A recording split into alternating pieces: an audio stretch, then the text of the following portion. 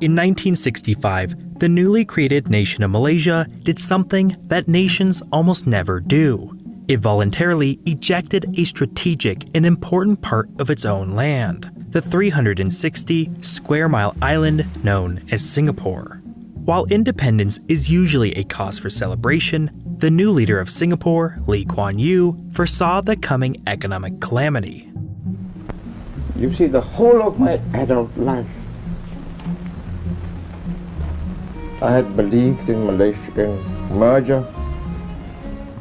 Singapore was already in a terrible position prior to independence. 2/3 of its million population lived in slums, with many addicted to opium. Its highly mixed population was increasingly breaking out into violence. It had no significant industry, and unemployment was already high. Its newfound independence now meant it was without access to natural resources, as the island has none.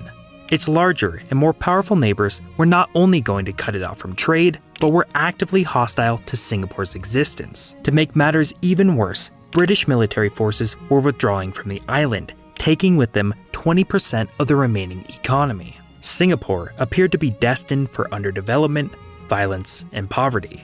Yet today, Singapore is the 4th richest nation on Earth. Its citizens are among the most educated, healthy, and productive of any country. It has the best infrastructure in the world, it is a leader in high-tech manufacturing, and is the financial and logistical hub of all of Southeast Asia. But how did this unlikely, poor, and tiny Asian island nation go on to become one of the best places to live in the world? How did Singapore become so incredibly rich?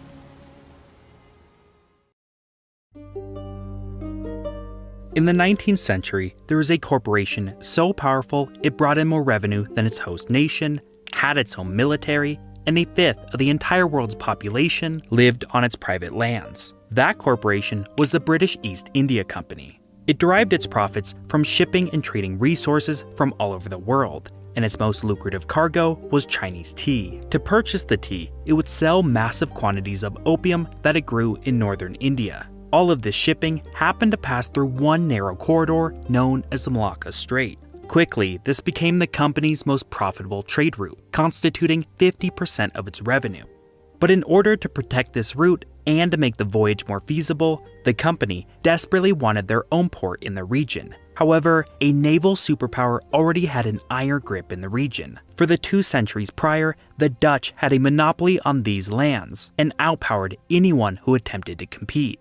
As such, it was official company policy to not take any actions that might anger the Dutch, out of fear of disrupting the incredibly lucrative existing trade routes. But one tenacious company official named Sir Thomas Raffles took it upon himself to create such a port on the sparsely populated island that would go on to become Singapore.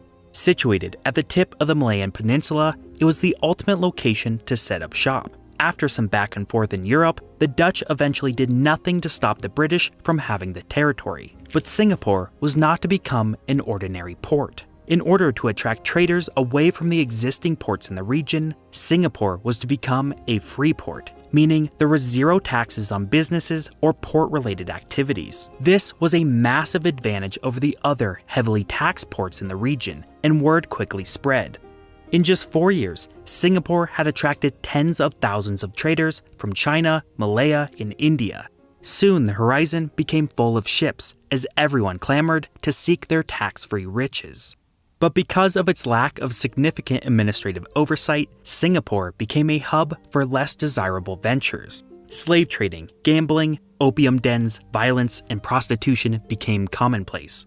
But booming international trade continued to propel Singapore's importance and popularity. This was supercharged by the opening of the Suez Canal in Egypt. Trading from England to China was now 5,000 less miles, which in turn cut costs and dramatically increased shipping demands. The new route also now favored the Strait of Malacca instead of the Sunda Strait, meaning more traffic was passing by and utilizing the port. Singapore was now by far the most important port in the region, and as such, in 1967, it became an official crown colony of the British Empire. But yet another development would propel its importance further. The introduction of rubber trees in Malaya and booming global demand for tin, which was abundant in the region, meant Singapore was no longer just a stop on the way to China, but the hub for the riches of Southeast Asia. Resources would be extracted from the peninsula and then transported to Singapore, where it would be processed and shipped globally.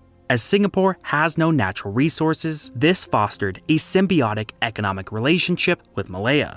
With its growing importance came greater British military presence, creating industry surrounding its dockyards and providing services to military personnel. By the year 1900, tiny Singapore would be home to more than 200,000 people, who were much better off than those in other nations in the region. But Singapore's centuries of unhindered growth would come to a screeching halt.